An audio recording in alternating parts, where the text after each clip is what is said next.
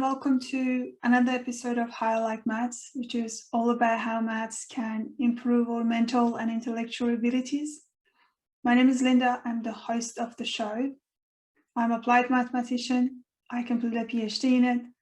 I teach for different universities in Sydney, and I'm also the founder of Bungee Pie, which helps children learn maths using storytelling, fun animations, and real-life application.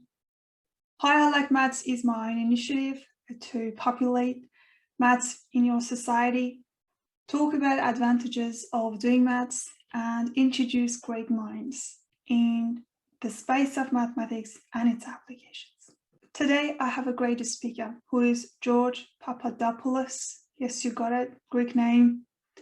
Who is applied mathematician and maths educator with heaps of knowledge and skills. He's young, but he has a lot of stories to share. He's been working with children and also uni students for quite a while. Before giving you more detail about his background, I would like to ask you to subscribe to our platform and support us. To start with, I would like to ask you to give us more information about your background. Any fun story? Where did actually this journey started? Your schooling time? What did you want it to be growing up? That's a really interesting one because when I was younger, I certainly didn't imagine that I would be where I am now. I think that most people say that though anyway. I think that I was always interested in science ever since I was probably like 5 years old. So I always had this idea that I would be a scientist of some description. I guess in some ways I sort of am still a scientist. I guess I do research. I was always interested in science, but lots of different things. I think that when I was 6 years old, I wanted to be an entomologist. So, you know, studying insects and stuff. Yeah. Or a paleontologist studying dinosaurs. Right. You know, at some stage I wanted to be a marine biologist. And then when I was in senior high school, I wanted to become an astrophysicist. Oh, wow. And I intended to do that because when I was at uni, when I first got into uni, I enrolled into like a science degree at Sydney Uni, and with my majors being maths and physics. So I intended to, graduate with a major in physics, and I still did. But when I got to first year, it was then that I started to see the benefits of preferentially doing mathematics as a focus over physics. Oh, wow. Yeah, and my current PhD supervisor was one of my lecturers in first year, and he inspired me to take more mathematics. And so I then changed my career pathway from a career in physics to a career in mathematics. Right. And that sort of happened when I was in first year. Oh, wow, great. Interesting. Yeah. And so that really changed my life. And but in terms of maths education, I've been interested and passionate about teaching maths since I was probably like 16, 17. Oh, wow. I used to help because I was in extension 2 maths at school, and in the lower classes, like the regular 2 unit advanced mathematics, I used to walk around the class after the teacher had done the presentation. When we were doing exercises, I used to walk around the class and help students. Right. And I think that sort of awakened my passion for helping students with maths. Oh, great. And then I did private tutoring ever since I was probably 17 or 18. Yeah. Right. So, private tutoring was, I guess, got me into it. And then, eventually I decided that I would, I was actually doing some physics teaching at the School of Physics when I first started the university in my undergrad, but then eventually I moved on to work for the School of Maths as a maths tutor. And then I did some lecturing at the School of Maths at Sydney Uni. And then, as I was doing my master's, I then transitioned into a career of, because my master's was in applied mathematics. Right. I transitioned into a career of maths education with my primary supervisor being David Eastdown, who was that famous lecturer in first year that convinced me to move my career in physics towards a career in mathematics, I guess. Right. Well, it wasn't all his fault. I was enjoying maths more than I was enjoying physics. Oh, And interesting. yeah. And I just decided that I would focus more on maths. Because if you focus on maths, you can always do physics or chemistry or biology or anything you want to do, Yeah, but it that's doesn't really true. work the other way around. Yeah, it's a great tool, isn't it? Yeah, You can yeah, just you can just do a lot with it. You can move around, because that's right. But if you do physics or you do chemistry or biology, that's very hard to kind of move to the maths career or doing the maths stuff. But it's much easier when you do it other way around. So yeah. it's pretty cool. So the main reason why you moved or you changed your career path from physics or science and particularly focused on maths is purely for your passion, or so you liked it and you see like a future in it, or is just there other reasons involved as well? I was both of those. I mean, there is the simplicity and the beauty of mathematics, which was something personal that allured to me, and I think it's an allure for a lot of people. And it was also because it just made logical sense from a career perspective. Mathematics graduates are in high demand and always have been. Right. And that I think this is a great message for our audience as well. Yeah, exactly. And something that my supervisor, who was my lecturer at the time, David, said to me, and it's a really nice story. It was kind of like at the last lecture, and I went, he was handing out the surveys, and it was the end of the last lecture, and the students were clapping and all that. And I went to speak to him at the end of the lecture, and I said, I'm in this difficult predicament because I always saw myself as a scientist or, wanting to have a career in physics, but now I'm starting to enjoy maths more than physics. Right. But what sort of, future holds, if I want to choose a career in mathematics? Because, it's very abstract, and there doesn't seem to be an end goal for many students if they think about career in mathematics because of how abstract it is. Can you please share more detail about that? So what doors you can open by doing a degree in maths? This is kind of like what I asked my lecturers and who's my current supervisor at the time. So yeah, and I think I made an appointment to see him, in his office or whatever. And I think that he pretty much answered this like, with this sort of analogy, which is like, if you become a mathematician, you'll be like a Swiss Army knife. Right. You'll have all these tools, and they can be used in so many different areas. Right.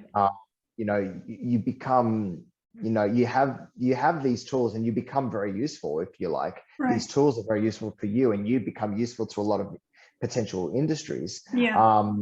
And so versatility is the major thing about a career in mathematics. And on top of that, there's kind of like what I was mentioning before, which is like, if you become a mathematician, then you can still pursue your interests in biology, in chemistry, in physics, in economics. That's true. Anything that's science related. Yeah. In STEM, anything that needs maths, you can do as a mathematician. But like we said, if you become a research biologist, then you're not going to continue really to pursue your interests in pure or applied mathematics, as heavily. Typically speaking, in the sciences, you typically just do the maths because it solves a problem, not because you're interested in the maths. That's true. That's true. I actually, I am one of those ones. Well, I did a PhD in applied mathematics, but I really love science. And during my postdoc, I really like to work on biology problems. And I ended up doing a postdoc in biomathematics, purely work with biologists and neuroscientists and sport physiologists and these kind of people, and I try to sort of understand what's biology and what's the world of biology, what these people are talking about, and how can I help. But if you want to do it other way around, that would be so difficult. I had a great tool, which was that mathematical mindset. All the tools that I knew how to apply it, I knew, because I did applied maths, I knew coding.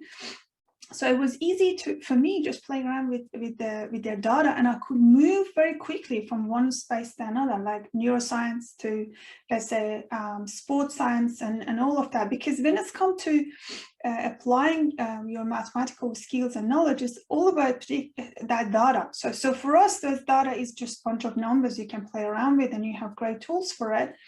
But for biology, it's just a different world, right? That data represents so many things. For us, it's just a number to play around with, and we have the skills and knowledge to get something out of it, And I think that's a message for someone who wants to make a decision what to do next. Yeah, well, that actually happened to me with my master's degree, because with my master's degree, I was studying rotational dynamics. It's more complicated than that, but basically, rotational energies and angular momentum and stuff like that. Right. And my colleague, who was also doing a PhD in the similar field with the same supervisor, right. His work went on and directly helped the Australian Institute of Sports, in particular the Australian diving team. Right. So the field of research that I was involved with my supervisor for my master's degree was actually helping the Australian diving team, looking at new diving techniques and rotations of the human body. Wow. Now, the thing is, like for me, I wasn't particularly interested in the application, right? But because I was interested in the pure maths, I was interested in the complex contour integrals and, four-dimensional complex tori and stuff like that, and these manifolds and stuff like that. I was interested in the pure maths and the stuff that was really abstract. Yeah. But I was happy to know that there was also real world application, which I might not be interested in, but other people are, you know? Yeah. I do get it. It's something quite interesting to mention here, that often I get this question, particularly from engineers or business community, that, hey, what's the point of doing a PhD in math? What's the application? How you can apply that, right? And I often get that question, and I always say that, hey, if you ask a real mathematician, what's the point of all of that one? Those stuff, this crazy stuff, they would have said, I am doing it because I'm enjoying it, and I'm not doing it for the sake of mathematics. They probably wouldn't be that much interested in their application. And that's why mathematicians probably are a century ahead of the rest of the people. The people that say, like, why are you torturing yourself? Like, that's because maybe they've had bad experiences with maths at school and they couldn't think of anything worse to spend all their lives doing. That's true. Yeah. We wouldn't do it if we don't enjoy it. And that's one piece of advice that I say to students who, when it comes to higher level mathematics, even at school, let alone university, is don't do it if you don't enjoy it, because you won't succeed in higher mathematics, especially advanced abstract mathematics, if you do not enjoy it. That's true. And I think as an educator, I think this is part of our job as well, to make it relevant, to make it fun a little bit. I mean, explain it in a way that they can see sort of, the beauty in it, right? For me, always doing maths, it's like, it's like a game. So it's just a puzzle, and often I think like the Rubik's Cube. Yeah. Except with this Rubik's Cube, you can see I removed all the stickers because I got frustrated with it. But now it's just a degenerate Rubik's Cube that's always solved.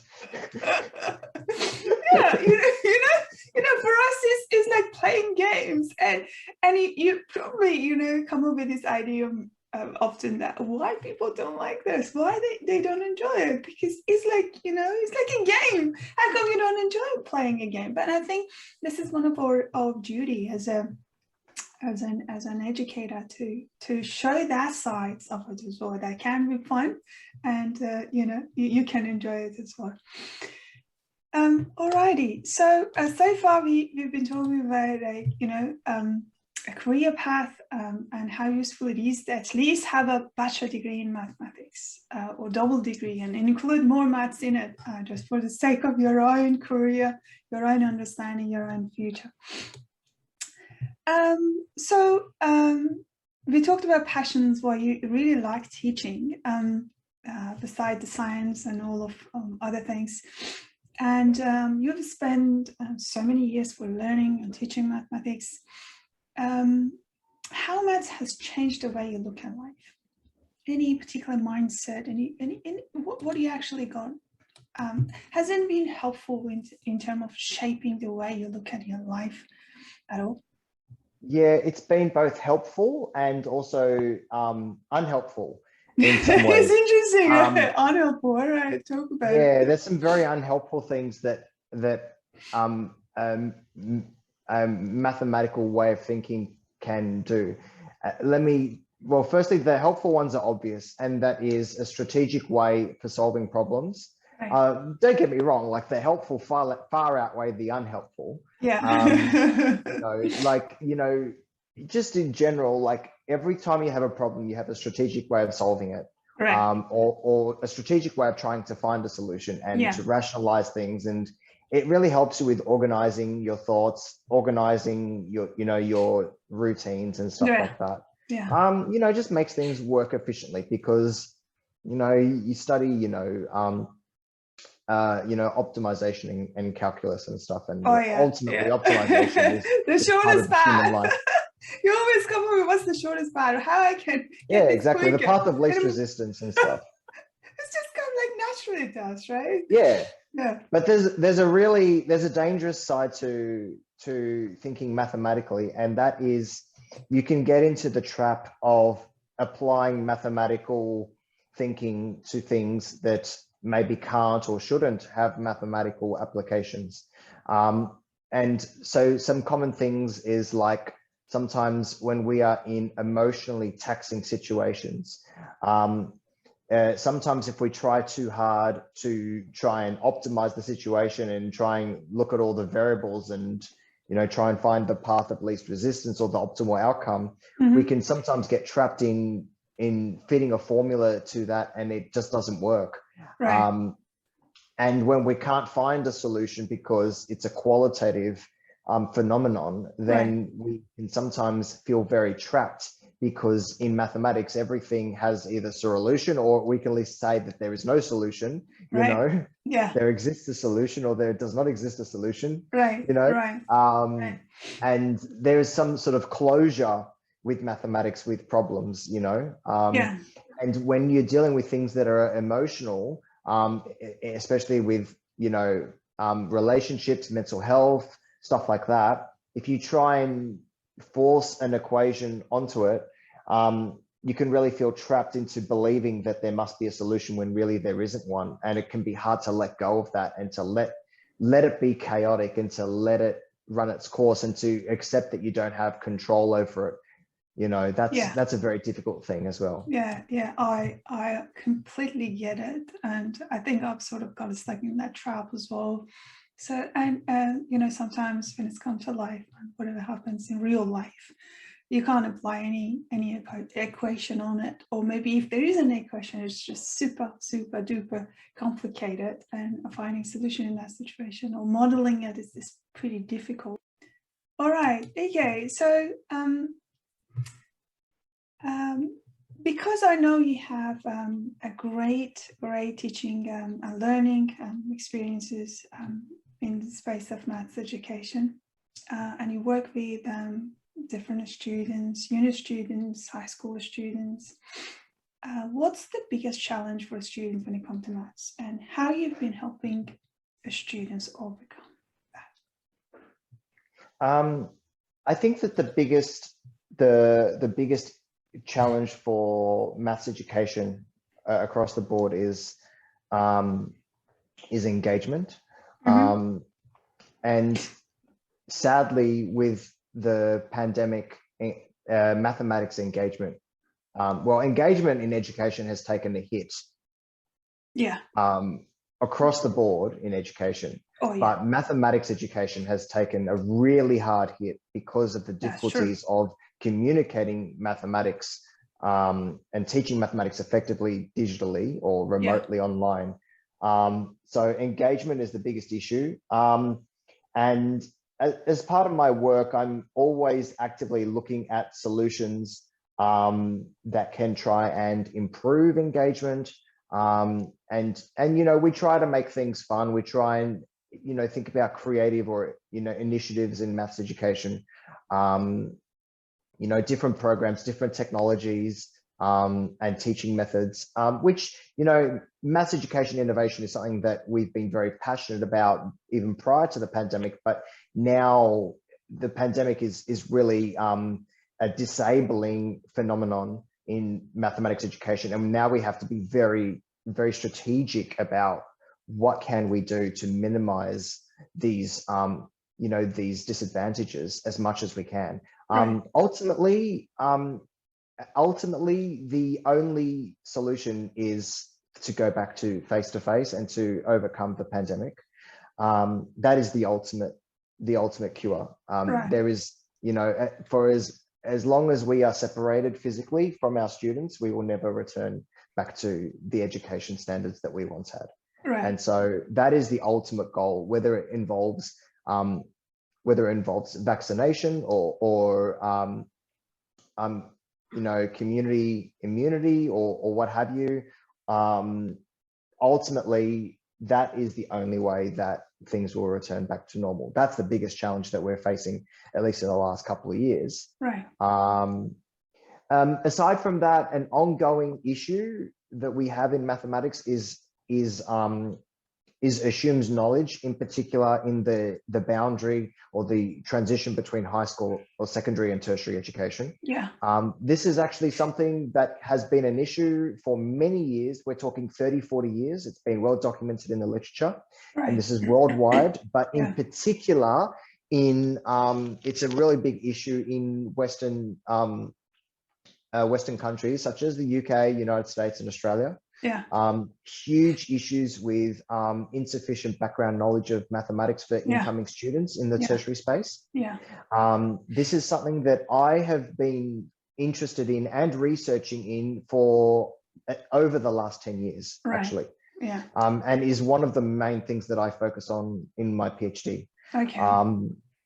And even in my current work, and I work for two universities. I work for the University of Sydney and the University of Notre Dame in maths support, looking at students that come in with insufficient maths. How can we provide support for those? That is a big issue. So we need to look at the technologies, the learning methods, teaching methods, innovations, to try and mitigate that. Because unfortunately, especially in Australia, we have a pandemic of another kind, which is students are doing lower and lower and less mathematics for what they want to do, and are continuously, chronically underprepared for maths. So any solution? Give us a solution. What did you came up with? I mean, the thing is, the solution is, honestly, as cynical as this sounds, I don't think it's achievable. I mean, because the solution is to change our culture, right?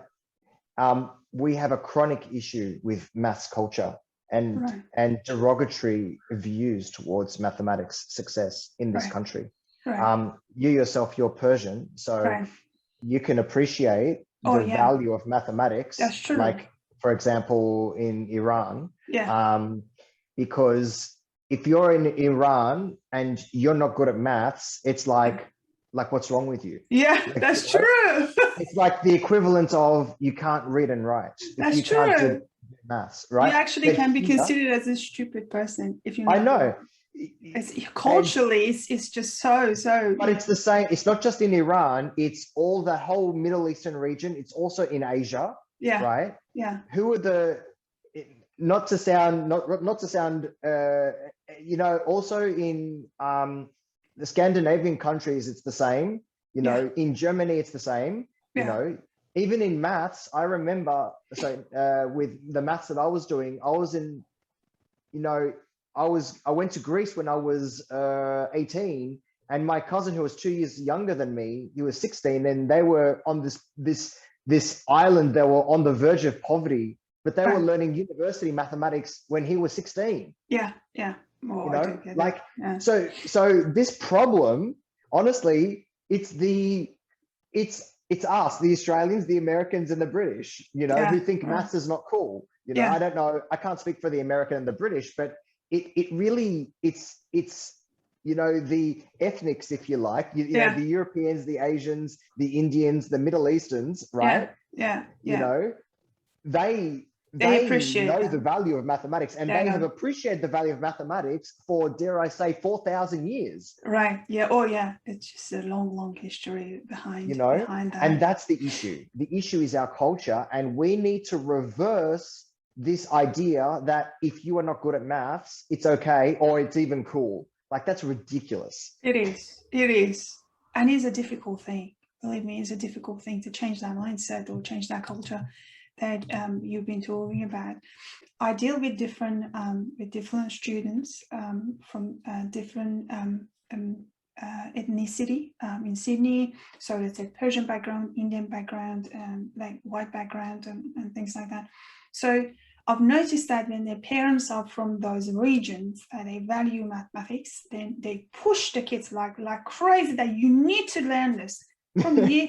And I'm not joking about it. Like, I have a student, she's like little 7 years old, but her mom told me that she needs to get that. She needs to get perfect at it. She needs to be really good at it. And she's just 7 years old. So, and it's just a challenge for me how to entertain her and how to actually teach her in a way that, you know, a year two students will get that. So, but that's actually come from the family, you know, come from the culture of mom and parents, right? The society is changing, the future is changing. Future of Australia will be different, will be different. We definitely need a lot of people with high level skills, and that high level skills is highly related to mathematics. So we're coming back to that disengagement problem, which we've been facing at school. What's your message for maths teachers? So I think the most important thing is that maths teachers need to be engaged with the material themselves. They need to be interested in the material. They need to be interested in mathematics and passionate about mathematics education. Otherwise, I would urge teachers that are not passionate and engaged to not teach maths. Right. Like, they're just doing a disservice to our youth. Right. You know? Yeah. That's the prerequisite. The teachers must be passionate about the teaching, because it really comes through. If teachers are passionate about teaching mathematics, but have difficulty with managing child pedagogy, which is, there's a lot of stress and there's a lot of demoralization with dealing with students who don't like maths or even don't like to go to school, you know, and that can take a toll on the teacher, emotional toll. Then the teacher will need to reflect on their ability or their mental or emotional capacity to be in that situation, you know, and to reconsider, maybe even reconsider, you know, a career in tertiary mathematics education, you know, or to go from secondary to primary, for example, because it's a different, you know, psychological interaction with primary students versus secondary students, and it's very different compared to tertiary students. I myself knew that I didn't have the emotional capacity to deal with primary or secondary students. That's just me. And that's why I sought a career in tertiary mathematics education. Right. And obviously it's always been an option for me to become a primary or secondary teacher, but that's just not something that was part of my makeup.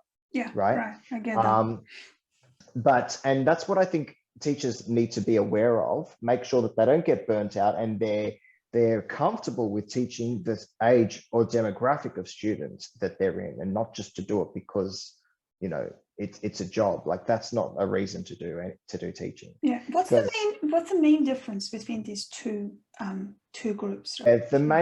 So technically speaking, when someone is an adult, when you're teaching adults, you call that andragogy, right? Technically, but we don't typically use that word, right? We typically use pedagogy, because peda, you know, it comes from the Greek word pedia, which means child, right? Right. Yeah. You know, we typically use pedagogy even when we're talking about adults, but there is a distinction in education psychology between adult education and child education. Right.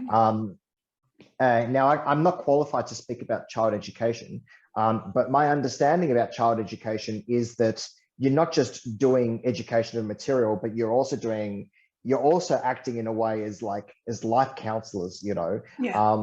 you're doing a lot of counseling and providing a lot of psychological and emotional support, because Yeah. these children, and they are children, they are Yeah. under the age of 18. Yeah. They are still developing, they are still vulnerable, and they Yeah. are still in physical and psychological formative years of Yeah. their life. Yeah. And they're very vulnerable. And so I think that teachers, unfortunately or unfortunately, have the additional responsibility of being not just educators, but being also child psychologists, Yeah. even though they might not be qualified to be so, but they need to be aware of this responsibility. And we call this duty of care legally, I guess, right? Okay. Teachers have a duty of care, whereas it's a completely different dynamic with adult education in the tertiary space. The students are, well and truly usually above the age of 18, if not they're 17 and a half and going to turn 18 by the time they come to first year uni. The focus of the shift is very much focused on the education. That doesn't mean that we don't provide emotional support. Sometimes we do, and I work in math support, and there's a lot of emotional support there, but the onus is on the student to turn up to the class. And the focus is on the andragogy, the adult education, and there is no legal, obviously, you got to make sure that you abide by workplace health and safety, protocols and what have you. But aside from doing your job properly and abiding the rules, there isn't this duty of care sort of thing as much as there is in school. So it's a very different type of education. Yeah, that's exactly what I've noticed as well, because I've worked with both groups, uni students and kids, and I've noticed it was just completely two different roles when it's come to teaching. And you're right about providing emotional support for kids, because this is the first thing they need to see, that you care about them, and you constantly tell them, hey, you can do it. Even if you're not good at it, you can do it. Thank you for listening. I hope you enjoyed it. If you have anything interesting related to maths that you would like to share with us, please email me on info@bungeepie.com.au. I would be more than happy to read through your comments or your suggestions. Please don't forget to support us by subscribing to our platforms. Thank you.